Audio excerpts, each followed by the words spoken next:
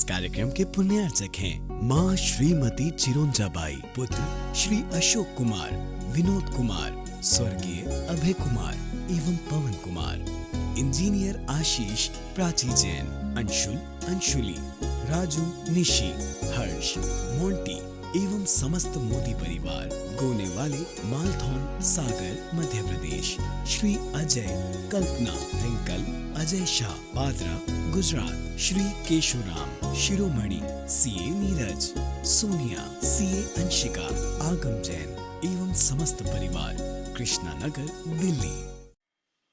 छोटे छोटे नियम एक दिन बड़े हो जाते हैं। नियम छोटे और बड़े नहीं होते, उनसे जुड़ी हुई हमारी आस्था बड़ी होती है। ऐसे संकल्प से हम बने और सील और व्रतों का पालन निरतिचार पूर्वक करें। जो हमने गुरु मुख से, जो गुरुओं के सामने जाकर के संकल्प पूर्वक नियम लिया है, उनका हम निरतिचार पालन करें। व्रत हमारे कहीं से भी दूषित नहीं होना चाहिए। यदि इस तरह की भावना हमारे अंदर पल्लवित होती है तो हम व्रतों का सही तरीके से पालन कर सकते हैं। जब हमारे जीवन में सही तरीके से व्रतों का पालन होगा तो हम तीर्थंकर जैसी प्रकृति का बंद कर पाएंगे, वरना नहीं।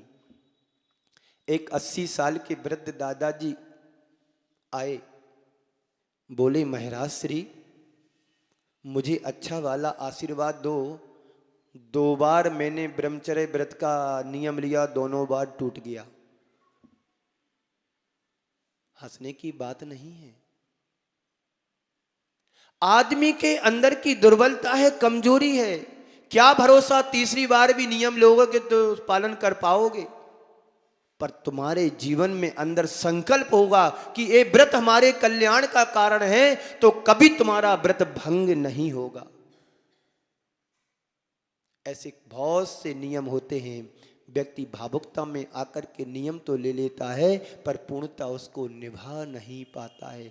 क्यों नहीं निभा पाता है? क्योंकि हमारे अंदर की कमजोरी है, हमारे अंदर की दुर्बलताएं हैं, हमारे अंदर की कमी है, जिस कारण से हम व्रतों का पालन नहीं कर पाते हैं। तो फिर तीर्थंकर जैसी प्रकृति का बंद कैसे करोगे?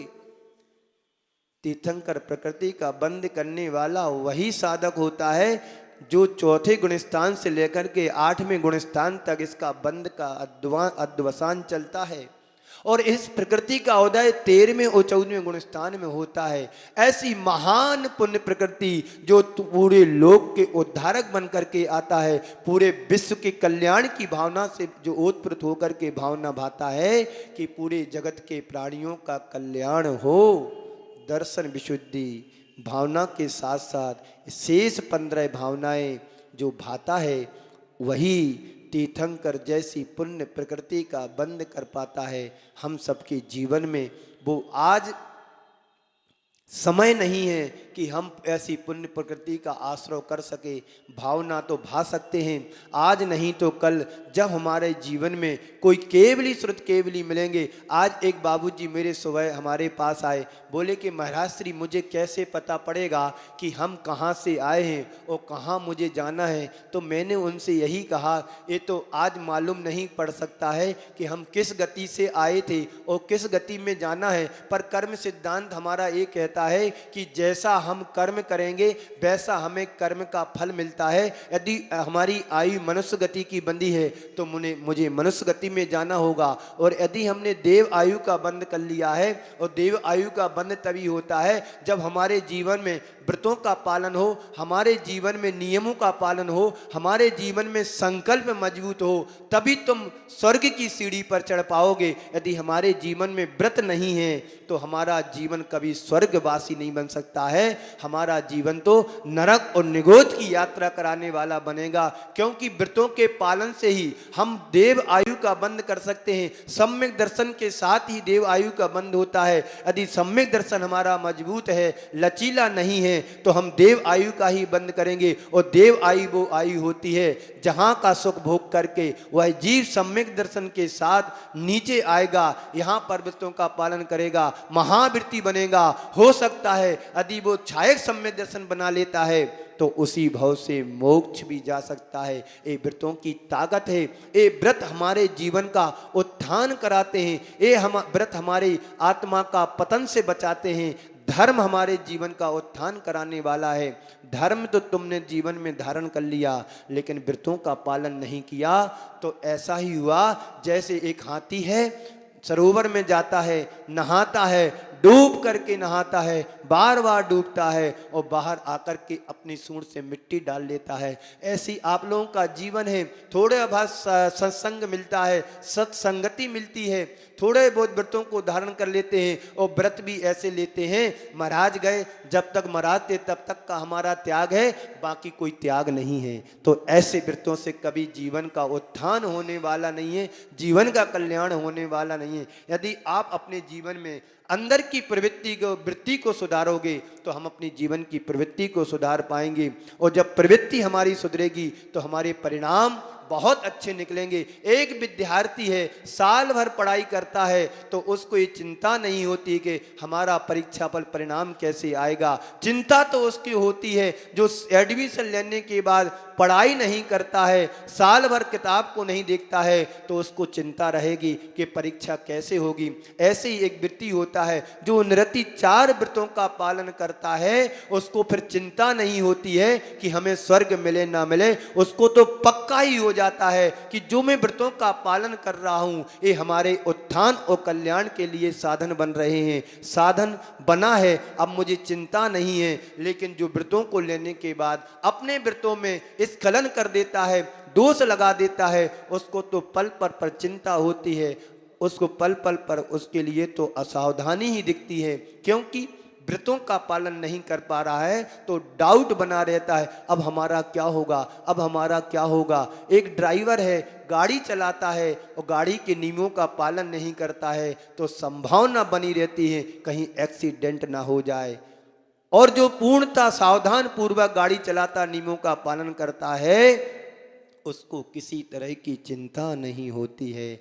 ऐसे ही जो व्रतों का पालन करते हैं उन्हें इस भव में भी कोई डाउट नहीं और परभव का तो डाउट होना ही नहीं, क्योंकि पक्का रिजर्वेशन हो गया है। मैंने व्रतों को लिया है, व्रतों का पालन कर रहा हूं, अब मुझे किसी प्रकार का भय और चिंता नहीं है। जैसे सम्यक दृष्टि के जीवन में कोई संदेह नहीं होता है, शंका नहीं होता है, भय नहीं होती है, ऐसे ही एक व्यक्ति के जीवन में किसी प्रकार का भय, शंका, संदेह नहीं होता है। इस तरह से हम व्रतों का पालन करें और अपनी आत्मा का उत्थान करें। व्रत का मतलब क्या है? अपने साथ लिए गए संकल्प लेने का नाम व्रत है। आपने जो संकल्प लिया उसका नाम व्रत है। व्रत एक क्रिया भी है, व्रत एक प्रतिक्रिया भी है। क्रिया का मतलब है जिसे हम पालते हैं, और प्रतिक्रिया का मतलब जिसे हम निखारते हैं अपने जीवन को।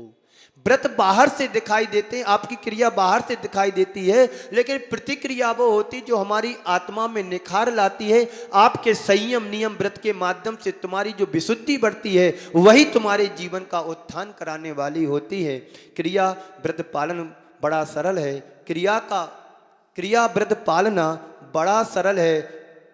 मैंने शोध का खाना शुरू कर दिया, ये व्रत हो गया तुम्हारा, इतना ही पर्याप्त नहीं है।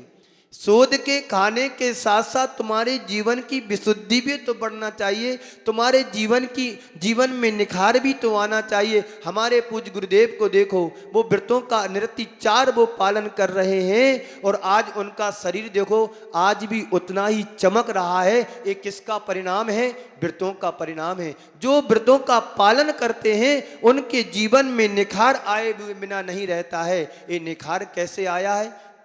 जिनके चरणों की सेवा देव लोग भी करते हैं।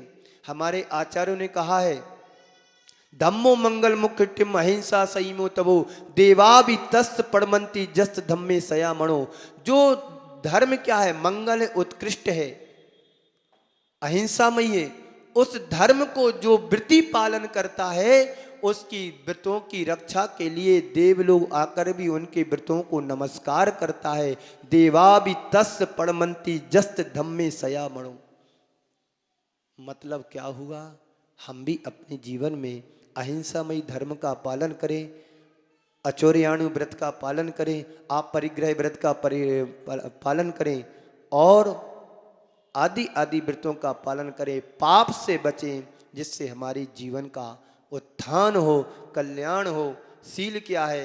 वृत्तों की रक्षा के लिए किए जाने वाला उद्यम जो कहलाता है सील। क्रोधादि कसायों से बचाना अपने आप को सील कहलाता है, और कसायों की मंदता करना ये व्रत कहलाता है। वृत्ति जितना बड़ा होता है, जितने जितने उसके जीवन में वृत्तों की विशुद्धि बढ़ती है, उतनी उतनी उसकी कसायों की मंदता होती चली जाती है। आचार्य कहते हैं सील की रक्षा क्रोधादि कसायों के अभाव से होती है। क्रोधादि कसाय जो तुम्हारी जीवन में है, क्रोध, मान, माया, लोभ, इनसे बचना ही धर्म माना जाता है। इनका त्याग तो नहीं कर सकता, क्योंकि जी हमारे संस्कार की चीजें हैं। यदि हमारे मान कसाय का उदय है तो मान की प्रबलता रहेगी, सत्ता में चारों कसाय रहेंगी। यदि क्रोध का उदय चल रहा है तो 3 कसाय तुम्हारी सत्ता में रहें। ये तुम्हारी वृत्ति है, पर इस वृत्तियों को हम प्रवृत्ति के माध्यम से कम कर सकते हैं। पूर्णता क्षय तो तभी होगा जब आगे आप प्रतिमा आदि महावृत्तों को लेंगे, श्रेणी में चढ़ेंगे, तो धीरे धीरे तुम्हारी कसाएं कम होती। 10वें गुणस्थान तक कसाय का योग रहता है। 10वें गुणस्थान पहुंचने तक तुम्हें कसायों का अंश रहता है। उनसे बचने के लिए हम अपने जीवन में वृत्तों का परिपालन करें, वृत्तों को धारण करें, जिससे क्रोध, मान, माया, लोभ, मत्सर आदि से हम बच सकते हैं। इस तरह से 16 कारण जो भावनाएं हैं, एक एक भावना हमारे लिए बड़ी महत्वपूर्ण की हैं। एक एक भावनाओं को समझें और अपने जीवन को महान बनाने का प्रयत्न करें, जिससे तुम्हारा जीवन महान बने। एक एक चीज़ों को समझें, उन चीज़ों को समझ करके उनके तदनुरूप चलने का पुरुषार्थ करें, प्रयत्न करें, क्योंकि ये भावनाएं हमारे जीवन का कल्याण कराने वाली है। यदि तुम्हारे जीवन में एक छोटा सा नियम है, जैसे बिना ब्रेक के गाड़ी तुम्हें कहीं गिरा देगी, ऐसे ही बिना व्रत नियम के संकल्प के तुम्हारे जीवन कौन सी गर्त में चला जाए पता नहीं। यदि एक छोटा सा नियम तुमने अपने जीवन में पालन कर लिया, वो एक छोटा सा नियम तुम्हें कहाँ पहुँचा देगा पता नहीं। एक आवृत्ति की दशा जो होती है और एक वृत्ति की दशा होती है। व्रतों का पालन करके अपने जीवन को महान बना लेता है, और आवृत्तों का पालन करके अपने जीवन का कल्याण कर लेता है। यदि हम अपने जीवन का कल्याण करना चाहते हैं तो अपने जीवन में छोटे छोटे नियम जरूर लें। ऐसे नियम लें जो तुम्हारी आत्मा का उत्थान करा सके, जो हमारी आत्मा का कल्याण करा सके। यह भाव तुम्हारे जीवन के लिए वरदान बने, अभिशाप नहीं। क्योंकि मनुष्य जीवन बड़ी दुर्लभता से मिला है, मनुष्य जीवन बड़ी दुर्लभता से पाया है। यदि हमने इस जीवन में छोटे छोटे नियम नहीं लिए तो हमारा जीवन यूं ही चला जाएगा। फिर तुम्हारे जीवन का क्या होगा, भगवान ही मालिक है। एक सेठ जी बड़ी धन संपन्नता के धनी थे। उन्होंने अपने जीवन में कभी पुण्य नहीं किया, कभी दान नहीं किया। अचानक बीमार हो जाने के कारण उनके बेटों ने सोचा कि चलो अंतिम समय चल रहा है, डॉक्टरों को दिखा दिया जाए, कहीं थोड़ा स्वास्थ्य ठीक हो जाए, मरना तो वैसे ही है। पर बीमारी के चक्कर में वो कुछ शब्द निकाल रहे थे, मुख से पूर्ण शब्द नहीं निकल रहे थे, बाबा बाबा बा ऐसा बार बार कह रहे थे। लड़कों ने सोचा, बेटों ने सोचा, हो सकता कहीं ये बक्सा रखा हो उसकी चर्चा कर रहे हो, पर शब्द पूरे नहीं आ पा रहे थे। तो लड़कों ने डॉक्टर को बुलाया और डॉक्टरों को बुलाकर कहा कि देखो डॉक्टर साहब, इनके मुख से कुछ शब्द नहीं निकल पा रहे, ऐसा कुछ उपाय करो कि इनके मुख से सही शब्द निकले। हो सकता कहीं बक्सा रखा हो तो बता दें। तो लड़कों ने कहा कि हम कोशिश करते हैं, एक इंजेक्शन है वो देते हैं, यदि इनका हो गया तो ठीक, नहीं तो ठीक। इंजेक्शन लगाया, असर कर गया, और सामने एक बछिया बंधी हुई थी, वो झाड़ू खा रही थी। देखो वो कब से बछिया झाड़ू खा रही, तुम लोग ध्यान नहीं दे रहे हो। ये सोच, ये वृत्ति जिस व्यक्ति की ऐसी रहे कि वो अपने जीवन का कभी कल्याण नहीं कर पाएंगे। कहां तो वो बाबा बोल रहे थे और बछिया झाड़ू खा रही थी। ये आज भी मोह प्रवृत्ति उनकी अभी बछिया में अटकी हुई है, झाड़ू में अटकी हुई है। इतना ही ज्ञान और ध्यान अपनी आत्मा की तरफ हुआ होता कि अंतिम समय चल रहा है, मेरी आत्मा में हमारी अपनी आत्मा को पतन से कैसे बचाए, दुर्गति के पात्र बनने से कैसे बचाएं, ये ध्यान यदि उनको आ गया होता तो उस समय नमोकार मंत्र भी जप सकते थे, सारा त्याग कर सकते थे। शरीर तो छूटना ही है, अब मोह को भी छोड़े, जो हमारी आसक्ति उसको भी छोड़ें, ऐसा कर सकते तो हो सकता उनका भी कल्याण हो जाता। इसलिए पाप से बचें, पाप के पतन के कारणों से बचें, धर्म से जुड़ें, उत्थान के कारणों से जुड़ें, जिससे हमारी आत्मा का उद्धार हो और अपनी आत्मा का उद्धार और कल्याण करना चाहते हो तो निश्चित इन 16 कारण भावनाओं को भाएं। एक एक भावना हमारे जीवन का उत्थान कराने वाली है। आने वाले दिनों में एक एक भावना पर आप सुनेंगे। इसी मंगल पुनीत भावना के साथ समय को देखते हुए मैं आप सभी को यहीं पर विराम दे रहा हूँ। बस इतना ही कहना चाहता हूँ, हमने जो व्रत धारण किए हैं या हमने जो नियम लिया है, भले एक छोटा सा नियम हो कि हम तम्बाकू नहीं खाएंगे, तो तम्बाकू नहीं खाना बंद कर लेना है। मात्र अच्छाई, यदि आप रोज के प्रवचन से एक एक सीख लेकर के जाएंगे तो निश्चित है कि आपका जीवन उन्नति की ओर बढ़ेगा। और यदि आप यहीं का यहीं सब छोड़ करके चले गए तो पतन होने से आपके जीवन का जो पतन होगा, उस पतन को बचाने वाला स्वयं परमात्मा भी असमर्थ है। इसलिए बंधुओं ध्यान रखना, समय का जो भी निर्देशन है उस समय से आकर के आप धर्म लाभ लें। इस कार्यक्रम के पुण्यार्चक थे माँ श्रीमती चिरोंजाबाई, पुत्र श्री अशोक कुमार, विनोद कुमार, स्वर्गीय अभय कुमार एवं पवन कुमार, इंजीनियर आशीष, प्राची जैन, अंशुल, अंशुली, राजू, निशी, हर्ष, मोंटी एवं समस्त मोदी परिवार, गोने वाले, मालथौन, सागर, मध्य प्रदेश, श्री अजय, कल्पना, रिंकल, अजय शाह, बादरा, गुजरात, श्री केशुराम, शिरोमणि, सीए नीरज, सोनिया, सीए अंशिका, आगम जैन एवं समस्त परिवार, कृष्णा नगर, दिल्ली।